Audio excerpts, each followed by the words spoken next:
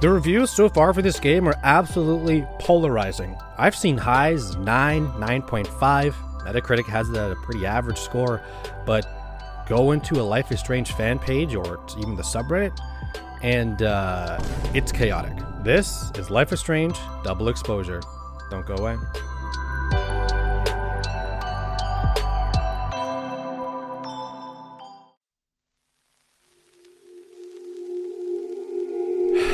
Life is Strange Double Exposure. It's crazy to even hold this in my hand because after seeing the trailer, seeing that Max Caulfield is back, absolutely ecstatic. I couldn't wait. I'm a huge Life is Strange fan. I've played them all DLCs. I reviewed them all on my channel. There's a sense of feeling I get only from playing these Life is Strange games. I can never pin it down, but I always have a great sense of gratitude after playing these games. And I'll admit, I was a little wary because some of the things I were hearing on fan pages was like the game is like derailing the franchise. First thing to note is Max Caulfield is back. That's awesome. And this is a different spin for the series. Every game has had a different protagonist. But to have Max Caulfield return, one of the all-time favorite characters for me, was unbelievable. A huge amount of discourse for this game from the fans is wondering where Max's partner in crime is. Chloe Price. You see, at the end of the first game, you have to make a decision. Save Chloe and kill everyone in Arcadia Bay and let the town get destroyed by a storm, or save the town, kill Chloe. For me, easy choice. I said this in my Life is Strange Before the Storm review. I don't like Chloe. Bad romance option. I don't think she's a great person. She's not a great friend of Max. Not relatable. I don't even think she's likable. She's better in Before the Storm, but yeah, still, easy choice for me. In Life is Strange Double Exposure, it's easy to tell in between the lines that the canon version is saving Arcadia Bay. Max's arc here in Double Exposure and the dialogue it uses is pretty clear. Saving Arcadia Bay and letting Chloe die is canon. Now, I can see if you're a Max and Chloe, shipper, seeing your ending that you picked be basically non-canon now could be a little turn off, but I feel like people went crazy overboard with not having Chloe in this game. So with that out of the way, let's get on to the actual game. And I legitimately have to say this first thing up.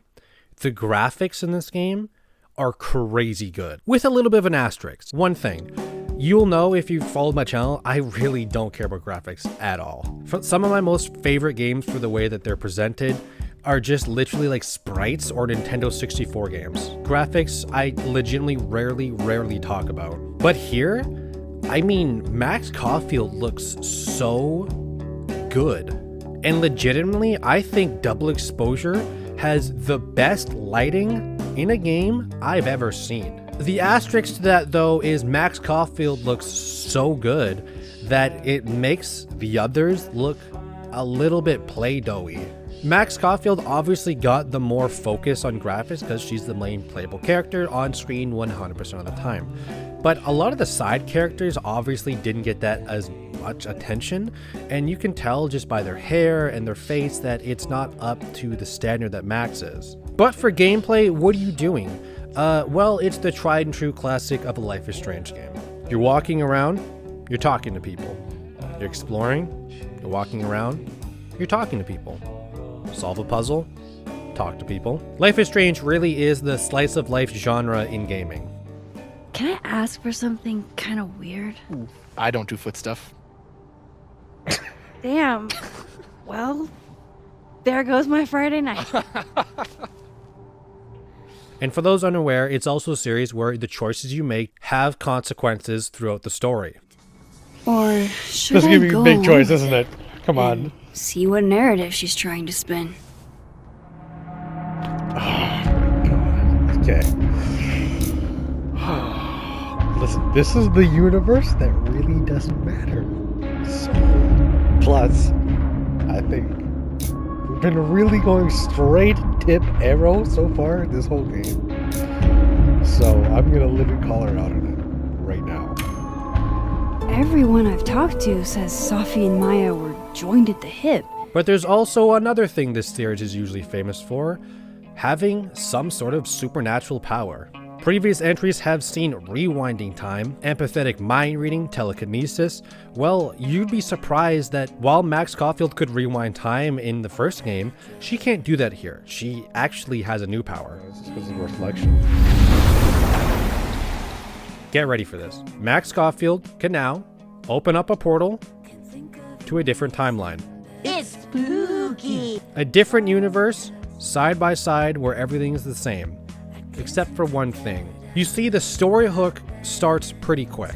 You're Max Caulfield, your two best friends, Moses and Safi, hanging out. Safi leaves to take a phone call. It's been a while, you don't wonder where she went. You follow her, you find her dead. Now we got a murder mystery on our hands. And the power integrates with this because in the other timeline, Safi is still alive. So now your goal is to find out who wanted Safi dead in your timeline and stop it in the other timeline. Now I'll say I absolutely love this power. It's extremely simple to use, and I think it works best with puzzle mechanics. Stepping from one timeline to another to solve a puzzle is very streamlined. The player has to sort of keep track of what's happening in different timelines because different things will happen. Characters are doing different things in both timelines. So in one timeline where you do a favor for Vin and now he owes you a favor, but then you forget you're actually in the wrong timeline when you ask him for a favor, he'll just be confused. You owe me a favor, remember? Because of your package. My package? Shit. That's in the other timeline. Oh. Get it together, Max. Shit. Never mind. So we've got a murder mystery, we've got our main character, we've got the power. And just like previous Life is Strange entries, a lot of the empty holes on the side for gameplay and story are filled in with side characters. And again, I'll put an asterisk to this. There's a little bit of a catch. I think Double Exposure might have probably the second best side characters in the series. The catch is none of them pan out. Side characters like Loretta, I actually genuinely think Loretta was my favorite side character here. No joke. How did you even get past the officer? Flirt. How did you? I crop dusted the whole area. She's a super aggressive radio reporter who will stop at nothing to get the story. I just wish there was more scenes with her towards the end. Gwen has a great story. She ends up getting released by the university as a teacher. Was she framed? Was she not?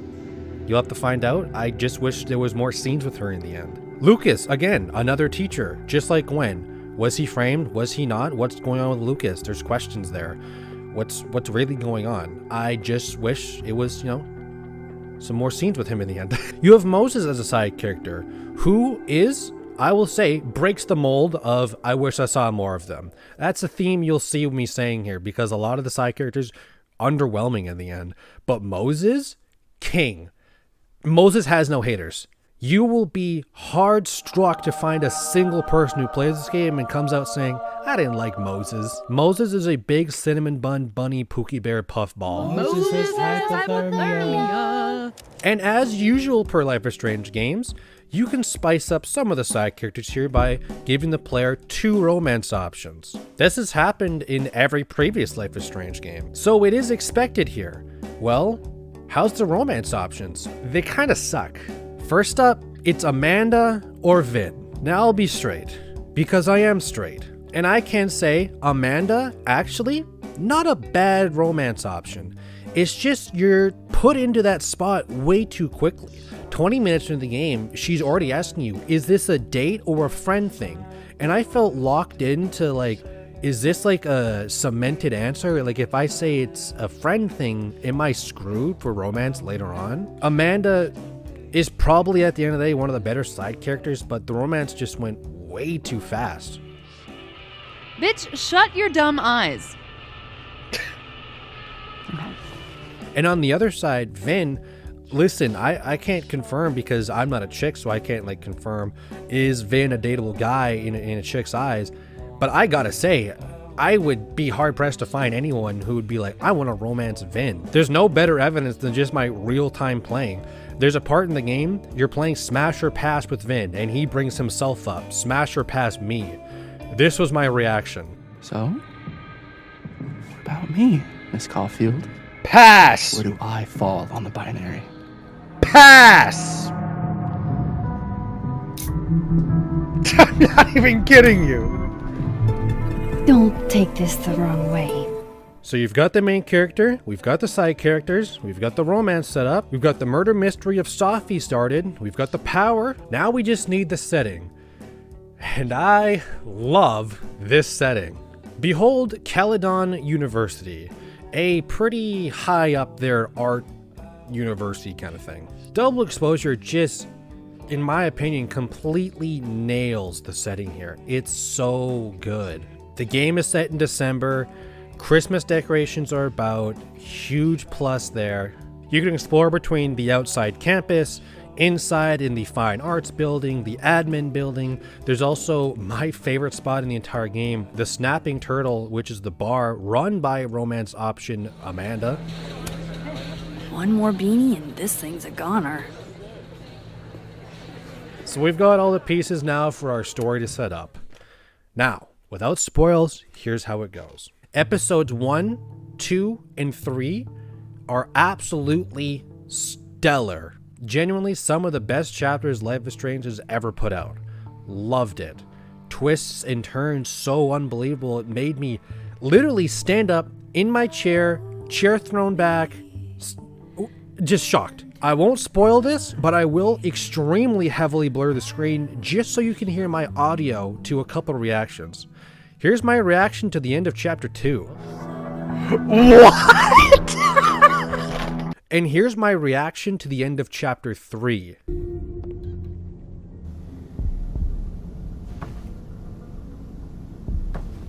God, this is crazy. If it's not Moses, who the fuck could it be?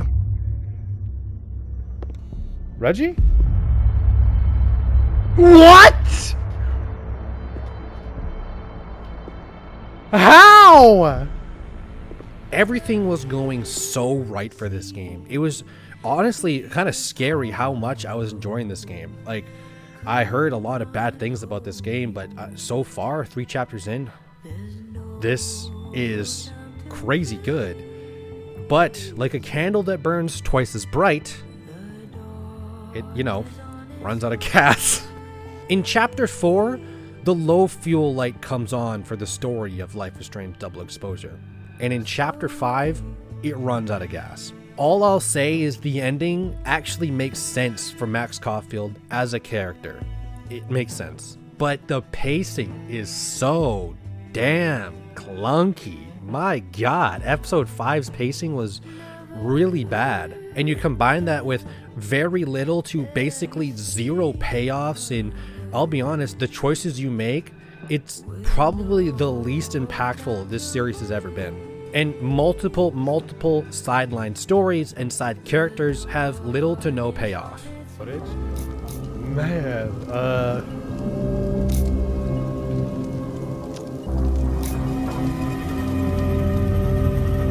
fuck it.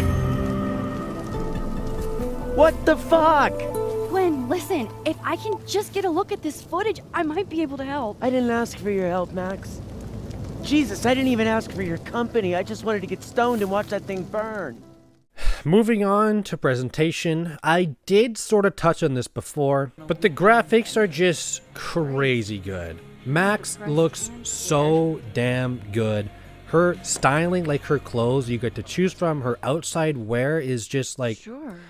I don't know, like the game's styling for clothes, it was really good. But that's not really what makes Max Caulfield come alive. What makes her come alive is the voice acting. Max Caulfield is the most normal person who could have ever got superpowers in history. And the constant inner dialogue you get while looking at things and exploring the universe. Most of the country. Caked up Mothman, goated with the sauce. Just adds onto her character, and it's all thanks to the voice acting. I don't think there is a more perfect casting choice that there could have ever been, ever, than Hannah Telle as Max Caulfield. So I had a lot of pressure and wanting to make sure that the fans would be happy. I'm not gonna ask how you got your hands on confidential material from an official school investigation. Good, because I'm not telling you. Now, one more thing we have to talk about for presentation is lyrical soundtracks, sort of a staple in the Life is Strange series at this point.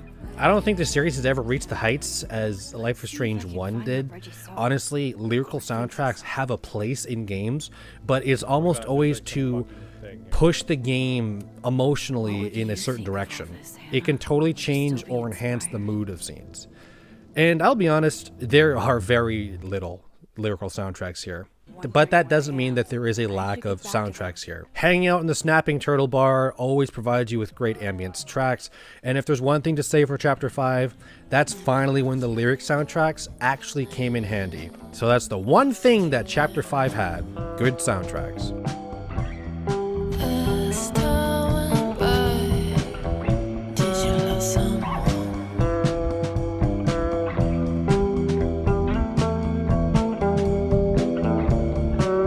That's good.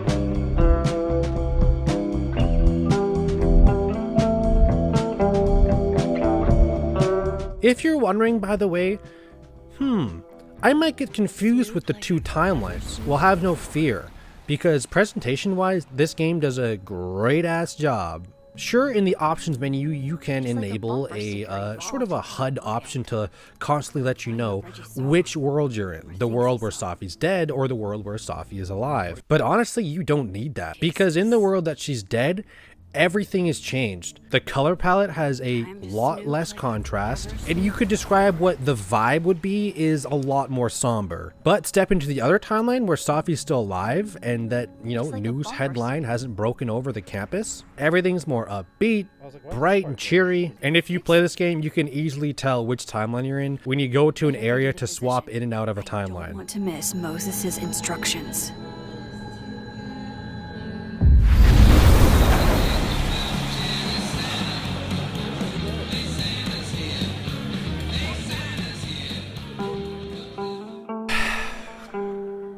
Overall impact for Life is Strange Double Exposure. I'm kind of stuck on this, honestly. Double Exposure, to me, offers some of the best Life is Strange has ever offered.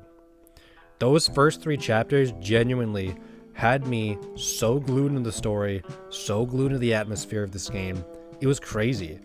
And then you get arguably the worst ending a Life is Strange has ever offered. How do I go about rating that? And looking at my notes, yes, this is probably my favorite power that I've had to work with, especially on the puzzles and how everything interacted streamline wise. I also thoroughly enjoyed being able to actually take a photo in this game.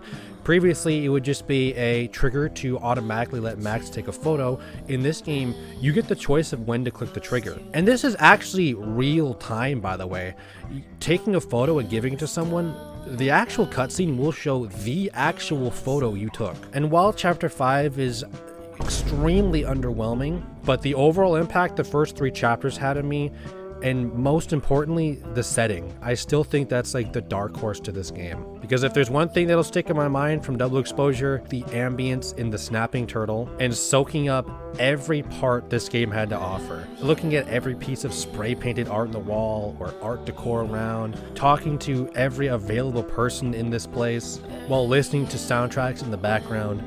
Lucas, smash or pass?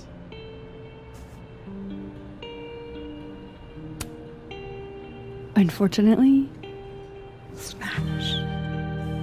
It's the beard, isn't it? Artsy types can't resist a beard. That's gold. Okay, my turn. I think this setting and ambience and the whole vibe that the first 3 chapters give off, I think triumphs over how underwhelming the ending was for me. Let's see, who do we both know? Reggie! No. My students are off limits. It's a smash! Well, Reggie's gonna commit suicide if we don't undress him right now. At Cal. At the end of the day, I'm just super grateful that we got to experience another Max Caulfield story in a Life is Strange game. For Double Exposure, it's an 8.4 out of 10.